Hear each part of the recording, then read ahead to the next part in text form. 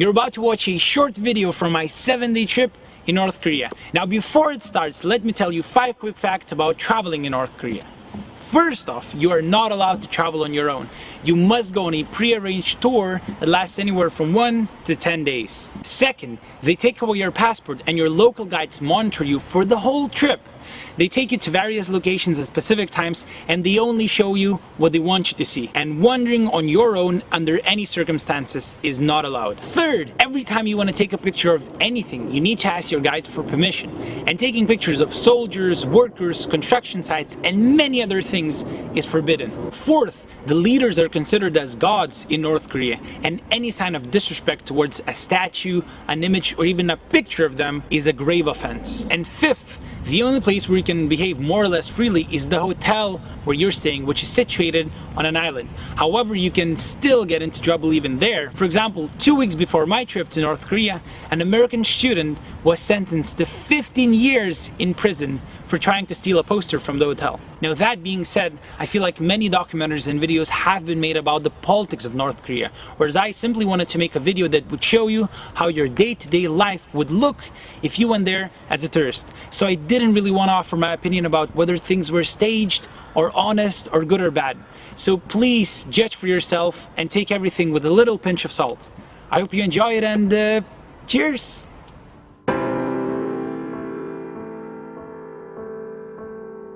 I've always been very interested in North Korea because it seemed to be one of the most unique and mysterious countries in the whole world. And for the past 2.5 years, I've spent most of my time traveling and had the chance to visit over 45 different countries around the world. But the more I traveled, the more I wanted to visit North Korea and see it for myself. So this year, I simply couldn't wait any longer and booked a 7-day tour across the country. After a few months of waiting, I finally got on a flight to Beijing and went to the office of my tour agency for some briefing. Then I came back to my hotel room and packed my bags. The next morning, I woke up at 5 a.m. and went to the airport to take a flight that would change me forever.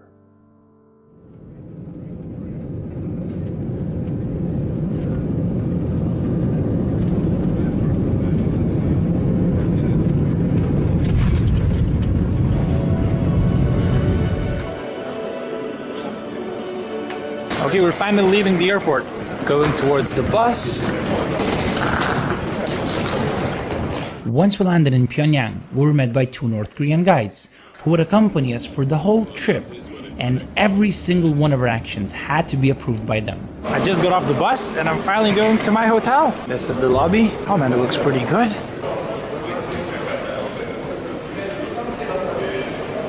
This is it. 2 beds, a phone, a TV. I'm finally in North Korea. We'll see what happens in the coming few days, but I mean, it's definitely one of the most interesting trips I've done to date, and I can't wait to see what's up next for me. On our first day, we went deep underground for a ride on the Pyongyang Metro, which is the deepest subway system in the world. This was supposed to be a good chance to interact with the local people, but everyone seemed to be afraid to even look at us. Every time I turned around, I'd see people quickly turning their heads away as if they were never looking at me.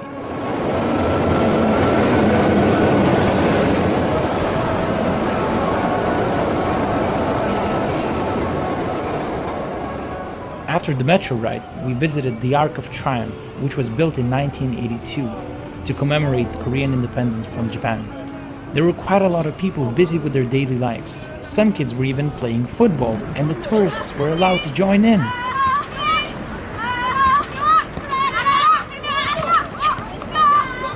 After dinner, I went to see a North Korean movie at the local movie theater. So I just came to see a movie at a cinema in Pyongyang about life in Pyongyang. It's kind of like a comedy co-authored by a foreigner who's been working with North Korea for the past 22 years, and obviously some studios in North Korea. It's going to be extremely exciting, and yeah, I'm at a cinema in North Korea, and that's something really cool. On the bus ride back home, we saw thousands of people practicing for a large North Korean parade.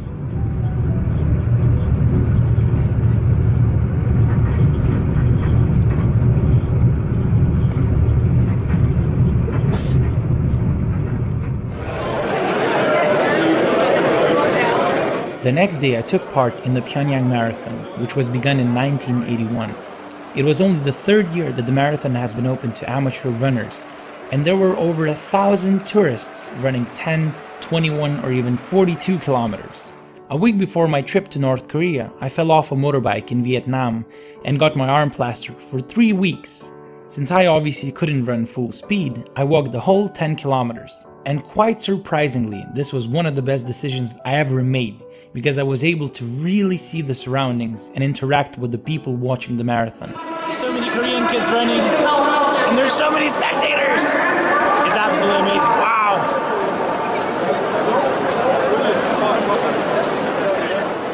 After the marathon, we went to see the Party Foundation Monument, which was constructed to commemorate 50 years of Workers' Party rule. Later in the evening, we went to the Juche Tower, which is the tallest stone tower in the world, standing at 150 meters. We were the last people allowed to go in for the day, because it was already too late. But the view from the top was simply breathtaking.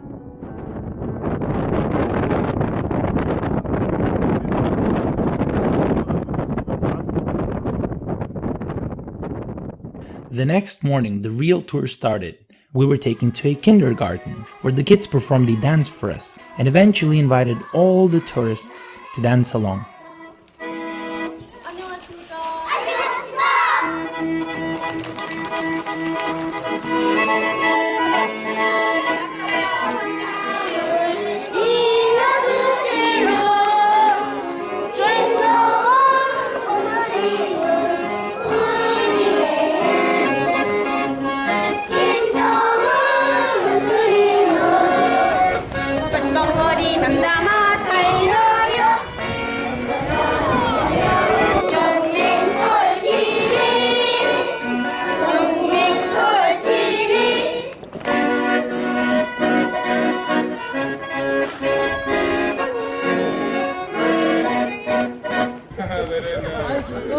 During our days in Korea, we'd be having our lunches and dinners in different locations. I've always wanted to find a dragon somewhere in the world, and I cannot believe that I finally did find one in North Korea. As you can see behind my back.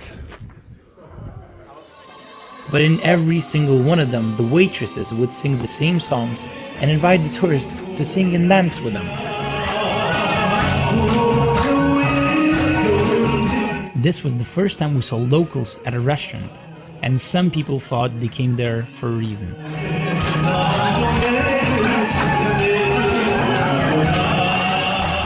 We would visit universities, schools, and other learning centers almost every day. A lot of the students had to perform for us, and some of them were apparently really well practiced.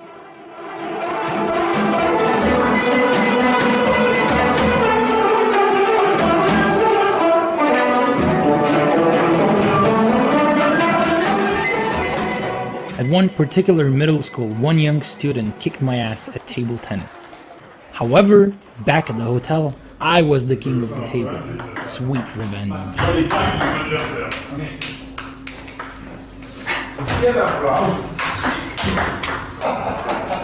One of the days, we went on a tram ride around Pyongyang.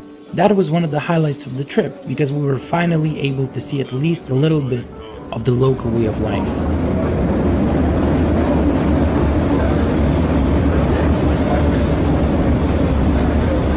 The funny thing was that in every carriage there were some colorful notes full of the leader's ideas, thoughts and advices for the people. We also visited some ancient sites, small towns, parks, cafes, the demilitarized zone between the two Koreas, and many other places.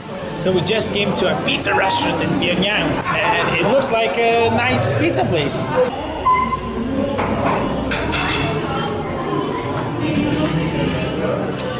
So apparently I just found a Snickers bar at a hotel in Korea, which is extremely interesting. But then the best thing, I discovered this local rice drink. There was rice at the bottom of the bottle, and you need to mix it to, I don't know, have the drink ready. But it's really good.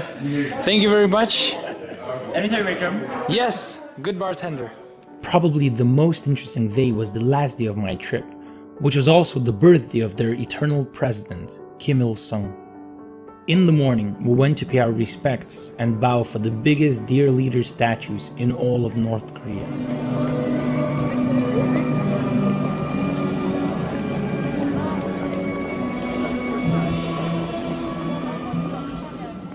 The birthday of Kim Il-sung is a national holiday where people do not have to go to work, but every North Korean has to go and show their respects to the leader statues close to their communities.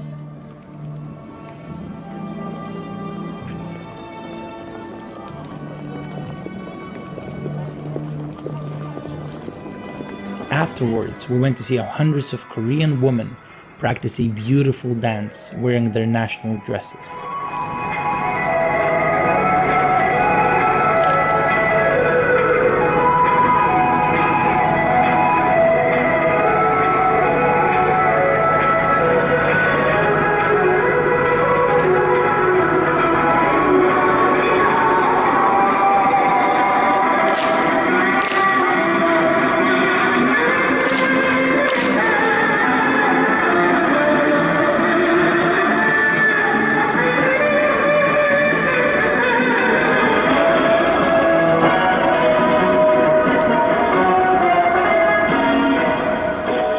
We were allowed to go into a theme park nearby where we took a real roller coaster ride.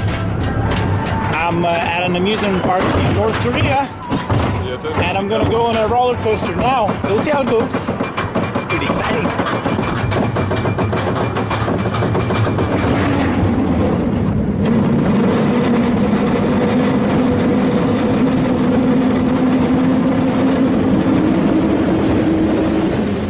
The ride was very basic, but it was still a very interesting experience to be able to go on a roller coaster ride in North Korea. However, after this one, we were not allowed to go on any other rides and had to leave the theme park. After an awesome lunch, our guide said that we will be able to go to a park where only the local people hang out. So we're at a public park in North Korea with a lot of local people just having fun. I was very surprised to see literally thousands of people dancing.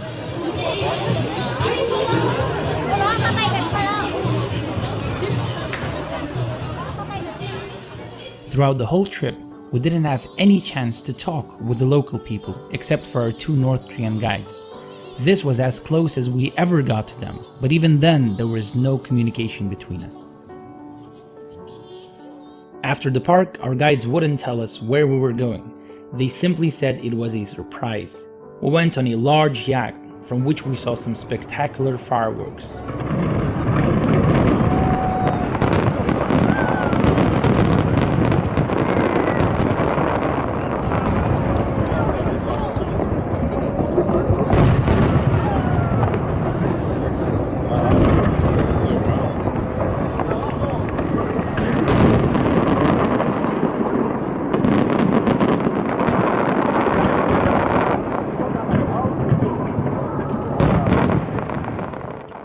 The 7 days I spent in North Korea have been some of the most interesting and mind-opening days in my entire life. To be honest, the country looked a lot better than I had imagined, though obviously I was only shown what they wanted me to see.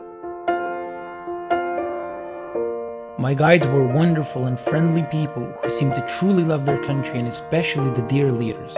But all the rules and limitations were way too much to handle. I remember for days after I left North Korea, I couldn't believe I could do whatever I wished. Even buying groceries or taking a cab seemed like great privileges.